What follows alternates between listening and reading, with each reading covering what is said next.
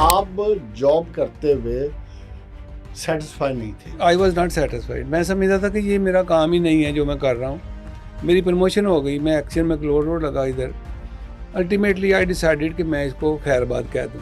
मैंने मिनिस्टर साहब आए मेरे पास, मैंने मिनिस्टर साहब को कहा, मैंने कहा इस मुल्क का कर्जा उतारना, इस मुल्क को आगे लेके जाना, इस मुल्क के लोगों की हेल्थ का ख्याल करना, ये आपके डोर स्टेप पे मौजूद है। चाइना ने तरक्की किस तरह की है, यूरोप में, अमेरिका में अपने बच्चों को भेजा, वहाँ से उन्होंने नॉलेज हासिल किया, आके फर्दर उनको इधर ट्रेंड किया, ट्रेंड करके मॉडल क्या किया, उन्होंने कहा रिवर्स कर दो सारा कुछ।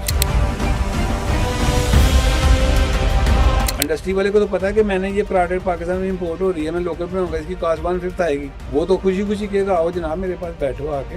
अल्लाह पाक ने आपसे हिसाब लेना है इस बात का कि भाई तुझे मैंने हेल्थ भी दी, वेल्थ भी दी, एजुकेशन भी दी, तो जो डिप्राइव्ड ऑफ लोग थे, जो मेरी उम्र के बाकी कम्युनिटी के जो लोग थे, उनके लिए क्या करके आए।